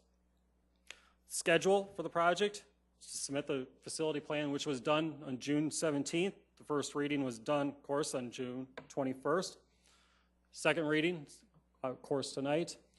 Project will be advertised and bid in late July and early August, and bid through 16, or constructed in 16 and 17. If you have any questions, myself, Sherry, and Tracy would be happy to help assist. Thank you very much. Appreciate it. Folks, anybody in the audience want to speak to this item? Councilors? Yes, Councilor Nitzert. For the benefit of those of us new councilors, can you just explain what non-point source means? Sure. It's a program that was developed through the DNR where they would take the original loan of interest rates, and generally very good interest rates initially, 2.25 to 2.5, and they would lower those interest rates approximately, in our case, 1%, with that difference in interest that would be repaid would be applied into sewer basins directly, or stormwater basins directly upstream of the city of Sioux Falls. So in our case, there's a large amount of money that would be used for those point source projects, grazing areas that are adjacent to the Big Sioux River, riparian areas, and several other ones that help improve the water quality. And some of those projects are already showing results. Okay. Thank you. Councilor Starr. Yes, just sir. a quick question. Will this pump station be large enough to take care of whatever manufacturing, processing that if we're interested in doing an ag processing facility, whether it's dairy or some water intense projects, this gives us the size that's adequate to do those kind of things in that development? Sure, yeah, then that's been looked at and really thought over very extensively. There's room for expansion, and there's additional force mains that are being installed at the present time and planned for, so that way, if and when that day comes, we're ready to hit the ground running and start moving that larger volumes of wastewater accordingly. So yes, it's being planned for and anticipated that there will be larger, but of course there's a certain point where you got to stop, and we're trying to just predict it and really analyze and think about what's going to fit that really good fit, that crossroads. Yes, Councilor Erickson. Just clarifying off of Councilor Starr's question, this does not have the capacity to do that right now, though. You can in the future, but it's not included in this project. Right. Okay. The first phase is 2.4 million gallons, yep. Okay. I just wanted to make sure I knew yes or no, so thank you for clarifying. Councilor Erickson, would you make a motion to approve? You approve, Erickson. Thank you, Councilor Erickson. Councilor Starr, would you second it? Second. Very good. Thank you. Been a motion to approve. Has been seconded. Councilor Neitzer. Just a real quick comment that as somebody who talked a lot about debt during the campaign, I just want to say that the reason I'm voting for this is because it's for critical infrastructure and it's very low interest loans. So I just want to get out there as somebody that talked a lot about it. Now it's coming, what's funding it is user fees. If it came from the second penny, I wouldn't complain, but it is what it is. Thank you. A roll call vote, please. Councilmember Selberg? Yes. Starr? Yes. Staley? Yes. Erickson? Yes. Erpenbach? Yes. Kiley? Yes. Neitzert? Yes. That has passed 7-0. Item 47. Item 47 is a second reading and ordinance of the City of Sioux Falls, South Dakota, approving a hotel ground lease agreement, being a 50-year lease of city park land located at Elmwood Golf Course between the city and Elmwood Hospitality, LLC. Good evening, Dustin Powers with the city's Economic Development Office. We were here a couple of weeks ago during a first reading, which I went through a little bit more in-depth presentation, but we'll cover a lot of the highlights tonight, and if there's any questions after that, we can follow up. I do have representatives of the Parks Department as well as the city's finance office, and also here tonight is representing the development team is Aaron Waldo, representing Elmwood Hospitality, LLC, who the agreement is with. Tonight, the lease agreement that you'll be looking at and deciding upon will allow for a hotel and restaurant development to be built on the Elmwood Golf Course. One other item on tonight's agenda is item number 53, which is a resolution to approve a shared parking agreement, which is also addressed within this agreement. So I'll address both of them, and then I'll be here later on for that item as well. Just to orient everyone quickly, again, this is a 3.9 acre site on the southeast edge of the Elmwood Golf Course, just south of the airport and just northwest of the Denny Sanford Premier Center. Back in March, we announced the hotel and restaurant franchise that would be part of this development.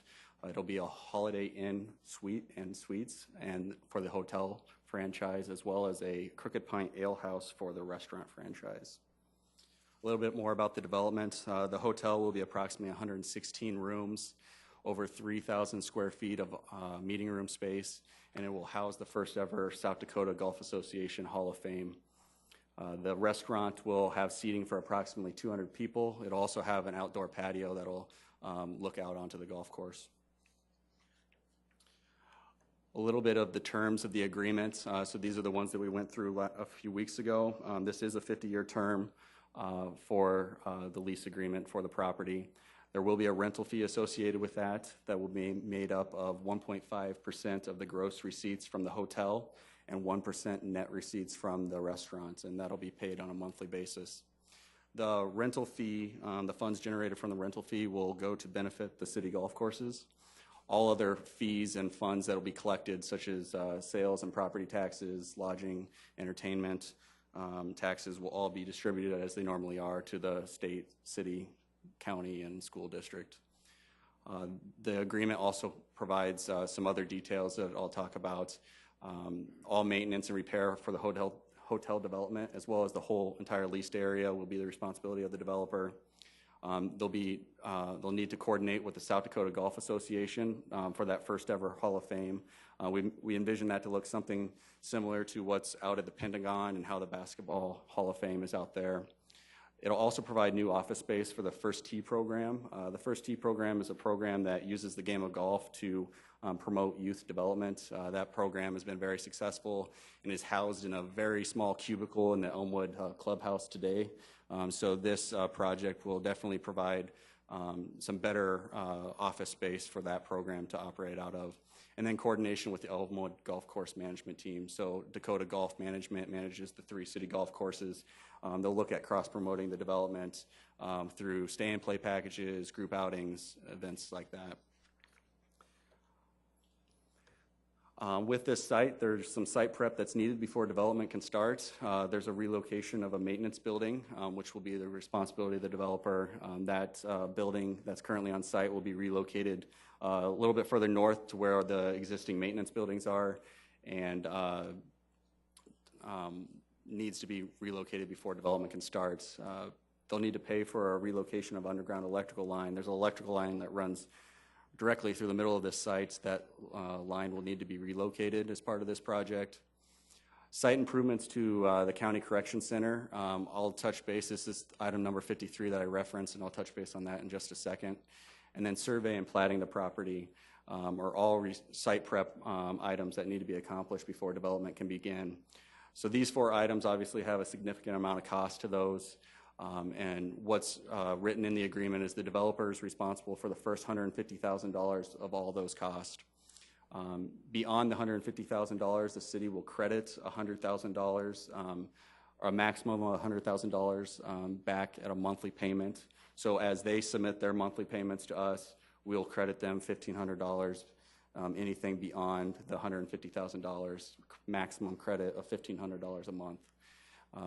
Anything beyond a total of $250,000 of the improvements of those 4 items will be back on the developer. Just a few other items that are in the agreement are that the property is being leased as is, such as those, as we talked about, those site improvements. The use of the area cannot interfere with the surrounding park, so the operations of the golf course. No initial construction can begin until a restoration deposit is filed with the city, as well as proof of financial commitment for the project.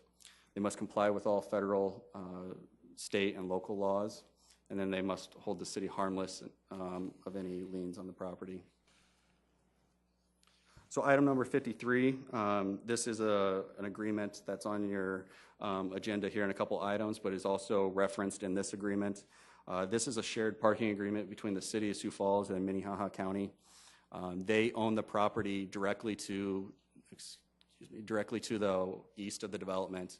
So looking at the exhibits, the area in orange labeled Site A is the city's property in which the hotel will be developed. Site B, outlined in red, is the county's property. As part of this agreement, the area outlined in green is the shared parking and what the shared parking agreement addresses.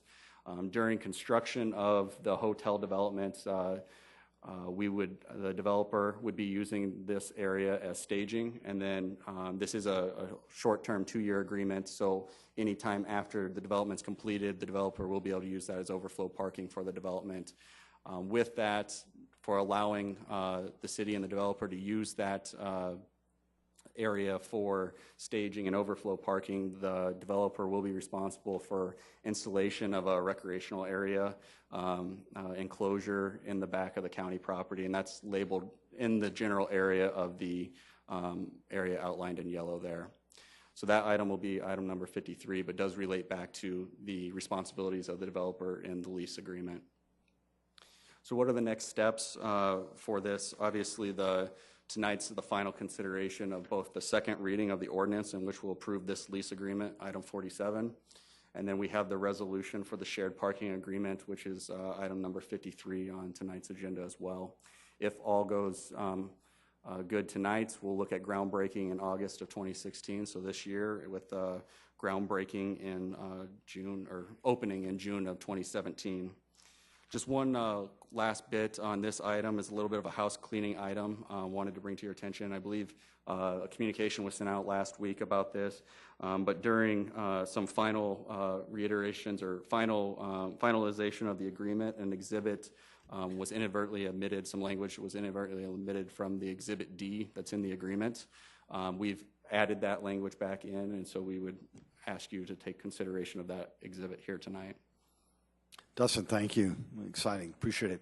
Folks, anybody want to engage the council on this topic? Councilors? Move to approve. Urban Second, Councilor Box has made a motion to approve, second by Councilor Vice Chair Kiley. Councilor Erickson.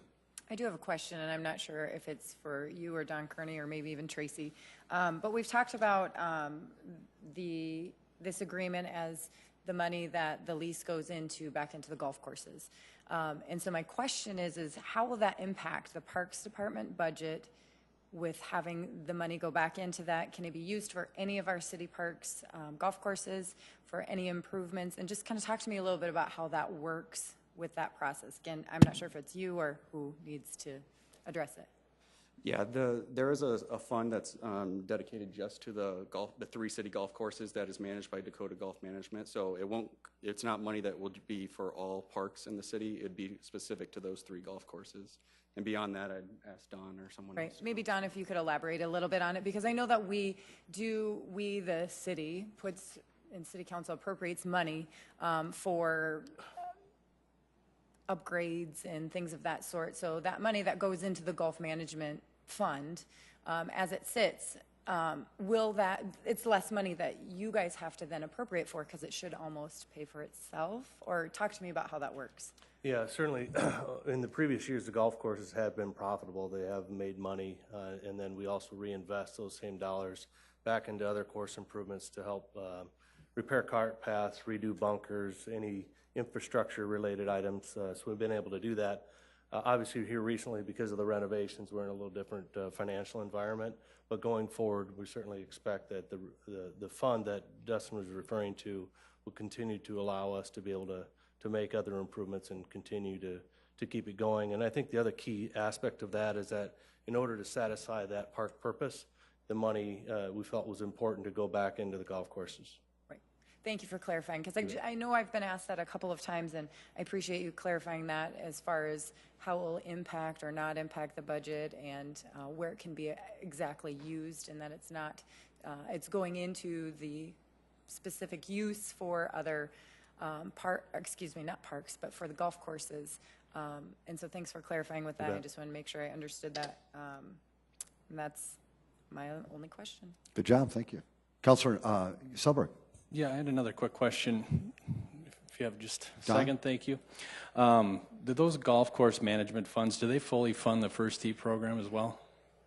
That's probably a better question for Tom Jansen, our relationship with the South Dakota Golf Association. Tom is the president of Dakota Golf, and he's probably the best person to answer that question. Okay. Tom? Tom, welcome. Question from Councilor Selberg involved the First Tee program and how it's funded. Tom Jansen, president of Dakota Golf. The First Tee is its own 501c3 corporate or nonprofit entity that takes in its own revenue and pays for its own expenses and things. So it's not, we administer the program, our people, kind of do the coaching and things like that, and we obviously provide the facilities for them to use, but there's no connection financially there. Yeah, I'm somewhat familiar with the program. I love the program. Just wasn't sure if any funds went to that too, which just curious. Thank you. Okay. Councilor Silver, thank you. Tom, thank you. Appreciate it. Councilors, very good. Motion has been made. Councilor Mbach. Mr. Mayor, I'd like to make a motion to amend the main motion by replacing the current Exhibit D preliminary site plan with updated Exhibit D preliminary site plan. Second Erickson. Thank you. Councilor Mbach has made that motion to amend, seconded by Councilor Erickson. We're going to vote on the amendment first, folks. A roll call vote, please. Councilmember Selberg. Yes. Starr. Yes. Staley. Yes. Erickson. Yes. Erpenbach. Yes. Kylie. Yes. Nitzert. Yes. That is passed 7-0. If there's no further discussion, we'll vote on the amended motion. A roll call vote, please. Councilmember Selberg. Yes. Starr. Yes. Staley. Yes. Erickson. Yes. Erpenbach. Yes. Kylie. Yes. Nitzert. Yes. Council, I thank you. That is passed 7-0. I really appreciate it. So does the city. Item 48. Item 48 is a first reading to set a date of hearing and second reading for Tuesday, July 12, 2016 at 7 p.m. First reading, an ordinance of the City of Sioux Falls, South Dakota approving water tank lease agreements and monopoly lease agreement with Brookings Municipal Utilities, Telephone Department, DBA, Swift Communications at various towers. Good evening. Darren Freeze, Public Works Water Division. The first thing I want to touch base before we get into these specific leases is I was asked recently at a meeting, when you say water tank lease agreements, they're wanting to know why I was leasing out our water towers during the busiest time of the year and giving away our water when we should probably have it in Sioux Falls. The lease agreements are for telecommunication sites on top of the water towers or on our monopole over on East 10th Street. So I just wanted to clarify, we don't lease out our towers. We lease out space on the towers. So this is for 4 lease agreements. They're at 4 different sites, but they're all for the same tenant. 2 lease agreements had expired or going to expire with this company, but they came to the table wanting to upgrade and go to LTE on all 4 sites. So we abandoned the old and didn't amend and went to the new 20-year lease agreements that we have as our standard lease. This particular company has been on our towers for 15 years. They've been in good standing with their payments and their liability insurance. They've been a good partner for us on our painting projects, as well as chasing down some interference issues. They recently helped us chase down an interference issue between 2 tenants, and they were not one of the tenants, but they still helped. Our standard lease is a 20-year lease with 5-year terms, automatic renewals, and they have built-in increases every time there's a term renewal. And we would appreciate your support of this item. Darren, thank you. Appreciate that. Councilors, any questions of Darren? Any comments? Move to set the second reading for Tuesday, July 12th. Second, Selberg. Councilor Erickson's made that that motion to set the date of hearing. Seconded by Councilor, I think it was Selberg, or Councilor Selberg, thank you. A roll call vote, please. Councilmember Selberg. Yes. Starr. Yes. Staley. Yes. Erickson. Yes. Erpenbach. Yes. Kylie. Yes. Nitzert. Yes. That has passed 7-0. Item 49. Item 49 is a first reading, set a date of hearing and second reading for Tuesday, July 19, 2016 at 7 o'clock p.m. Jill. First reading, an ordinance approving the annual rate increase pursuant to the franchise agreement for ground ambulance service for the City of Sioux Falls with Paramedics Plus LLC. Good evening, Jill Franken, Sioux Falls Public Health Director. Item 49 tonight is the ordinance to approve the annual rate increase for Paramedics Plus. In the contract language with our ambulance service, it states that the grantee will operate the EMS system and provide the services as defined herein without any subsidy from REMSA or the city. The primary means of the grantee compensation will be through fee-for-service reimbursement of patient charges. All rates and charges for services by the grantee shall be approved by the City Council and established by ordinance, which is why it's before you tonight. In the RFP, it also states that the contract, the increase will be annually and will be based on the CPI, urban, or 3%, whichever is greater. This is the methodology that's used to establish these increases annually. So the next item is just to give you a little bit of information about this, the 3% increase which is being requested of the council. That is the rate that's been determined to be the greater of the two. And you have approved, well, this has come before the council through the contract as notice to you or prior councils. through the prior ambulance contract. In 2014, there was a 2.9% increase, 2013, 3.9%, 2012, 3.1, 11, 3.3% increase, and 2010, a 4% increase. Again, no subsidy is provided with this ambulance contract. We have a history of these increases and would recommend that you move this forward. Representatives are from Paramedics Plus. They are here tonight. Jill, thank you. And thanks, Representatives. Appreciate it. Any questions for Jill? Just a, Yes, Councilor Starr? we did a lot this afternoon, but I'm just, maybe it's a phrasing thing for me. We do technically subsidize the system by providing backup with fire rescue, don't we? I mean, wouldn't that, we have additional resources that we put as part of as the backstop to the process, that we have additional paramedics and firefighters who are available in those times, whether we're at level 0 or we're in an outlier situation or maybe requesting mutual aid. So technically, I mean, for me, that's a subsidy. That we subsidize the system by because they couldn't do it alone without the help of fire rescue. As the contract is stated, the Paramedics Plus is providing all the terms of that agreement to the satisfaction of the contract. The system that's in place, with fire rescue being one of the components of the EMS system, fire rescue, that is the tiered system that we've had for many, many years. I guess, I don't know if we're perhaps splitting hairs. I guess I don't consider it a subsidy. We haven't quantified it as a subsidy. We haven't termed it as a subsidy to the city, and it would be not probably considered a subsidy in other communities, but I mean, I understand what you're saying on that. Yep. Council, would anybody want to set a hearing and second reading for Tuesday, July 19th for this item? So moved. Councilor Vice Chair, thank you. Second, Erpenbach. Councilor Erpenbach, thank you. A roll call vote, please. Councilmember Selberg. Yes. Starr. Yes. Staley. Yes. Erickson. Yes. Erpenbach. Yes. Kylie. Yes. Nitzert. Yes. That has passed 7-0. Council, it's been brought to my attention from Danny that Diane Best is actually watching from home, and she believes that I did not ask for public input on item 46 before you voted, just to make sure that we cross our T's and dot our I's. Thank you.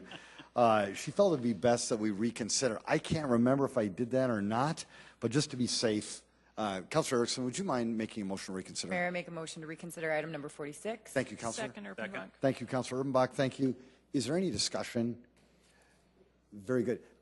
Is there anybody in the audience who would like to discuss item 46? It involved the water system revenue bonds. Point of order, Mr. Mayor. Yes. We need to vote to reconsider first. That's probably a good idea. Yeah. All right. We better vote on the reconsider first. A vote to reconsider. A roll call vote, please. Councilmember Selberg. Yes. Starr. Yes. Staley. Yes. Erickson. Yes. Erpenbach. Yes. Kylie. Yes. Nitzert. Yes. Councilor Erpenbach, thank you so much. Now, folks, is there anybody who wanted to discuss this item? Very good. Could I get a motion to approve this item? Move to approve number 46, please. Thank you. Second Star. Seconded by Councilor Starr. If there is no discussion, a roll call vote, please. Councilmember Selberg. Yes. Starr. Yes. Staley. Yes. Erickson. Yes. Erpenbach. Yes. Kylie. Yes. Nitzert. Yes. That has passed 7-0. Diane, thank you. If I did make a mistake, thank you. And if not, that's okay too. Item number 50. Item number 50, deferred from the City Council meeting of June 21st, 2016, a resolution including certain contiguous territory within the corporate limits of the City of Sioux Falls, South Dakota, annexation 3455, 2015. Good afternoon again, Mayor, Council. This is for one of our 2 annexation talking points tonight. This one's part of our city-initiated annexation program. We talked with the owner of the property about this. This map kind of identifies various areas around the city we've identified as potentials for the future, and it highlights number 5 for you. This area, a little closer zoom in for you, is by 57th and Southeastern Avenue, the southeast corner. This is a little closer yet. Of those, contains 4 separate parcels. Here's an aerial photo from our most recent flyover to kind of show what it looks like today. The applicant is here. Multiple owners on this property. They are Jeff Ryder, stencil, and I apologize, my stuff is in the wrong order.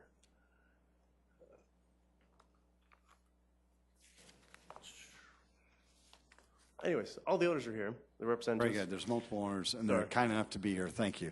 In the annexation agreement, we also have a comprehensive plan for the future of the development set up, so we know kind of what we anticipate developing in there. We work with the applicants on this plan to make sure it met with the comprehensive plan and the land uses were compatible with adjacent properties. Thank you very much. Appreciate it. Did anybody want to speak to this resolution? Councilors? Councilor Erickson. Just so I'm clear, is this staff initiated, or is this the property owners are initiating this? Staff initiated discussion. This is an owner application, so this is a petition from the owner to be annexed. Okay, and so then my other question, not necessarily related to this property, is how many other islands do we have? I know we've talked about these islands that we hope to annex throughout the community, and where are we with those? Well, it depends on how you define those islands. Peninsulas, islands, those areas that are kind of surrounded by municipal boundaries. I've identified approximately 62 roughly, but those are not all active ones. Those are just, here's everything out there. Right. Those are in various different stages of, you know, development around them or potential for being annexed in, or just starting the discussion with the owners to say, hey guys, we need to think about this down the line because of municipal services and those kind of things. Is there, Mr. Mayor, if I may? No, thank you. Is there a game plan as far as how many you hope to have annexed in a year? Or, I mean, because there's always, as we expand, you know, we've seen a few other little islands created here and there. So I know it's going to be an ongoing project, but is there a goal that, you know, you hope to do 10 a year, you hope to do 20 a year, 5? They're tough because each one is very much its own specific monster or beast. And you got to work on individual, kind of what's important, what's going on in the area. So ideally we try to identify, you know, 5 or less or so and go, let's try to focus on talking with these individuals, see where we're at, see what makes sense. I'm not saying we'll do 5 a year, but you try to, you know, just start the discussion there so that they understand kind of how fast the city is growing, where those improvements are, how soon they'll be there, what kind of projects are coming up around them, so they can see what makes sense. Okay. Councilor Erickson, it's Councilor Carlite. Take that. Councilor Erickson, to answer your question, we actually have prioritized those islands in the spirit of trying to annex them. But as was stated, some are a bigger beast or a bigger monster than others. But there is actually a project team that's trying to address these. But to be brutally fair, you know, when we started this goal, we had about 50, and now we're at 62. So in my mind, we're personally losing ground versus gaining ground. But there are some things we're working on with the state of South Dakota as well that may help us in this effort to have a more aggressive, more productive annexation process. Thank you for the clarification. I do know there was a change in the legislature made this year to hopefully help that process. So I know it's very sensitive. It's a very sensitive issue oftentimes, and it's very complicated at the same time that you don't want to rush it because we are talking about property and property rights at the same time. So sorry to kind of use this item to talk about that particular issue. I'll go ahead and make a motion to approve. Councilor Erickson, thank you. Second. Thank you, Councilor Vice Chair Kiley. Appreciate it. A roll call vote, please. Councilmember Selberg? Yes. Starr? Yes. Staley? Yes. Erickson? Yes. Erpenbach? Yes. Kiley? Yes. Neitzert? Yes. That has passed 7-0. Council, thank you. Item 51. Item 51 is deferred from the City Council meeting on June 21st, 2016, a resolution of the City of Sioux Falls, South Dakota to establish a pre-annexation agreement with the Hayes Addition residents. Thank you again. All right, this is another city-initiated part of that program. This is a little different than the last one. Last one was full annexation. We started discussions with them, and we are talking about a pre-annexation agreement now with this group. As it identifies on the top, that agreement would put the annexation in January of 2018. at least to initiate that. This area is just south of the other one we talked about, so it's at 69th Street and Southeastern and the northeast corner. The applicants are here, or the property owner representatives are here if they have questions for them. It's inside the Tier 1 growth area. Currently, this is the area we have available. There is more growth that has happened since Cereal's taken, but this gives you a rough idea kind of what's going on around there. Just to give you another idea, just to the east of this property, you can kind of see Bonson Avenue kind of going in just east there. That's where the Harrisburg Elementary School, the new one that's just going in, is under construction or almost open. And so again, this is for a pre-annexation agreement with the property owners to make sure that the city's goals and the property owners understand kind of where we're looking to go in the future. Thank you. Did anybody want to speak to this item, Council? Councilors, thank you. Move to approve, Erickson. Councilor Erickson, thank you. Second, Kylie. Council Vice Chair, thank you. A roll call vote, please. Councilmember Selberg. Yes. Starr. Yes. Staley. Yes. Erickson. Yes. Erpenbach. Yes. Kylie. Yes. Nitzert. Yes. That is passed 7-0. Item 52. Item 52 is a resolution of the City of Sioux Falls approving the preliminary plan of Whisper Ridge East Addition. Good evening. Item 52 is a preliminary subdivision plan. The applicant and owner is Clint Ackerman. Location is north of East 69th Street and west of South Sycamore Avenue and east of South Greystone Avenue. Size of the development is 35 acres, and the purpose is to develop retail, office, and multifamily residential. You saw earlier tonight the rezone for this property, which is item 38 for that rezone. And thank you. Folks, anybody want to engage the council on this topic? Councilors? Move to approve, Staley. Second, Erpenbach. Councilor Staley has made a motion to approve this resolution, seconded by Councilor Erpenbach. A roll call vote, please. Councilmember Selberg. Yes. Starr. Yes. Staley. Yes. Erickson. Yes. Erpenbach. Yes. Kylie. Yes. Nitzert. Yes. That is passed 7-0. Item 53. Item 53 is a resolution authorizing the mayor to enter into an agreement between the City of Sioux Falls and Minnehaha County. Dustin Powers, again, with the Economic Development Office. I presented this as part of the previous presentation with the Elmwood lease agreement. It's a shared parking agreement between the City of Sioux Falls and Minnehaha County. It went in front of the County Commission on March 8th of this year, and they unanimously approved this agreement. So it's in front of you here tonight for a decision. If there's any questions, I can answer those. Dustin, thank you, and thank the county. Before I go to the councilors, anybody want to speak to this item? Councilor Erickson? What are they, and I'm sure you said this before, and I'm sure it's in the agreement, but just refresh my memory. Are we paying them for any of this, or is this just an agreement that they're letting us use this space? Well, I think it's a nominal amount of like $1 for the agreement, but it's That space in the back. essentially the developer will be getting the use of the property for staging and overflow parking. The county will be getting the improvements to their property that were negotiated in the agreement. Thank you. Including Move to a approve, Erickson. fence. There's a Yes, fence. The fence, yep. And then Explain there's the that fence. open space in the Yeah, back so as there's well. for the county, what they'll get is there's going to be an enclosure constructed behind the building, and then they do have a perimeter fence that's already there. Along the west side of that fence, there'll be some slat. It's just a chain link fence. There'll be some slats that'll help with the visibility of the property as well. So that's what's Thank you. Good job. Thank you, Councilor. Thank you, Councilors. Councilor Erickson made a motion to approve. Second. Seconded by Councilor Starr. Thank you, Councilor Starr. Appreciate it. If there's no further discussion, a roll call vote, please.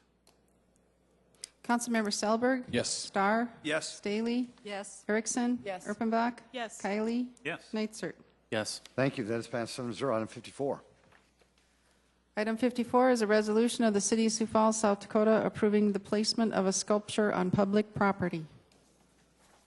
Good evening, Mayor, City Councilors, viewing citizens. My name is Russ Sorensen with the City Planning Office. And with me this evening are members of the Sioux Falls Stockyards Agricultural Experience, Jennifer Olsen, the Executive Director, and board members Susan Randall and Jim Wooster, who've been working hard to develop a dynamic, interactive learning center about the former Sioux Falls Stockyards at the Horse Barn at Falls Park.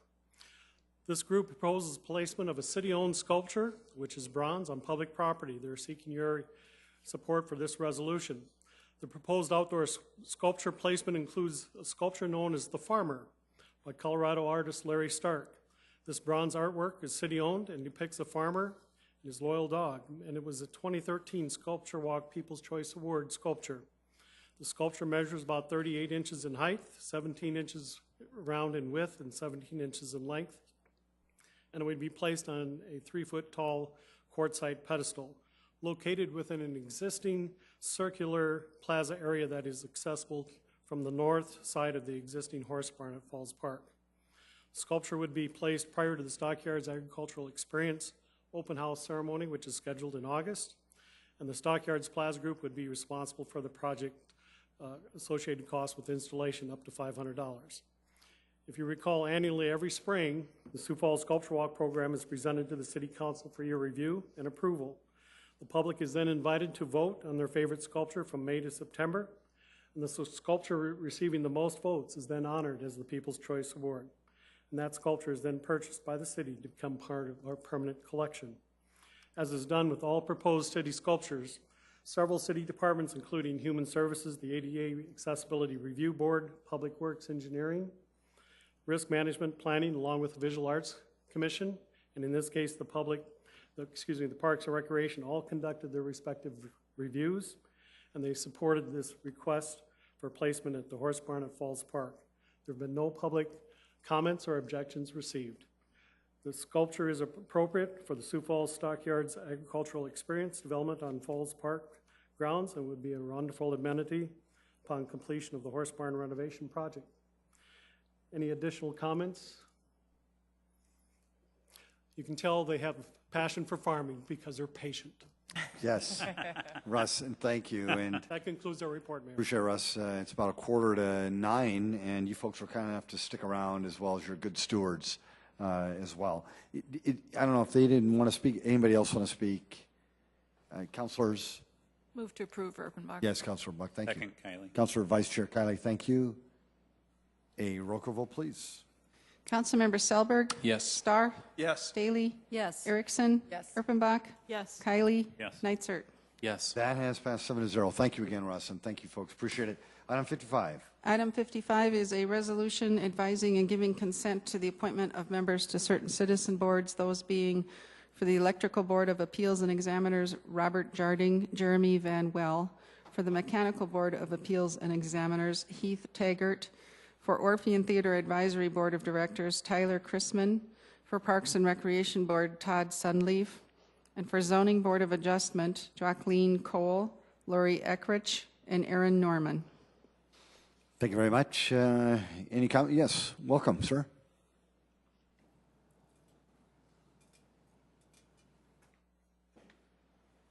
Bruce Danielson. They were going to help me with the present. That one will work right there. I'll just take that one. I've been doing a lot of research on the city boards and commissions, and one of them that caught my attention, and it's kind of bothered me, especially after what we just went through with Terrace Park. I'm sure the gentleman that's being put onto the Parks Board tonight, and he'll get on there, is probably a fine individual. But we have a problem here. In the research that I've done so far, all of the members of the Parks Board live south of now 31st Street in Sioux Falls.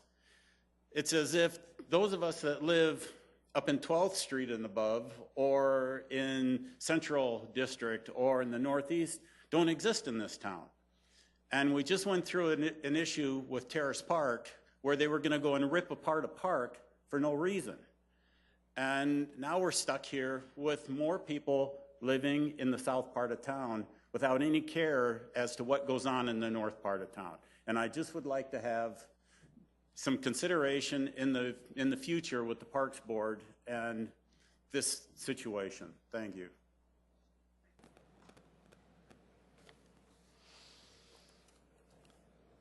Move to approve, Erpenbach.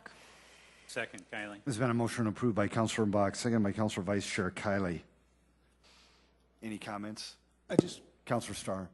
Yes, Mr. Mayor. I just would like to publicly thank these people for stepping forward to serve our community. I think it's a wonderful thing. I think a lot of us that aspire to be even being on the council and other public service start on these type of groups, and oftentimes they're very mundane and with a issue or two that gets some public input, especially that stands out.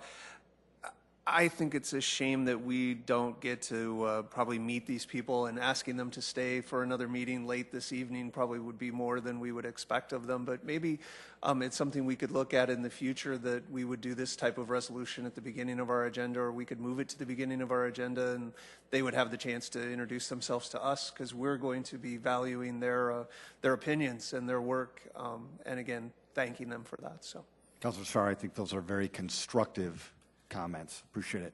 Councilor Staley. Would it ever be appropriate when we find out the names of these people for us to call them before we vote on them? You just have a discussion?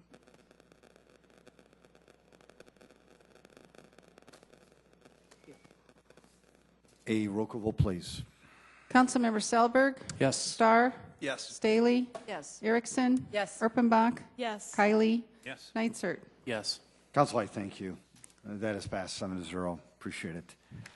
Item 56, please. Item 56, report of the June 30th, 2016 notice of transfer of appropriations within major organizational units.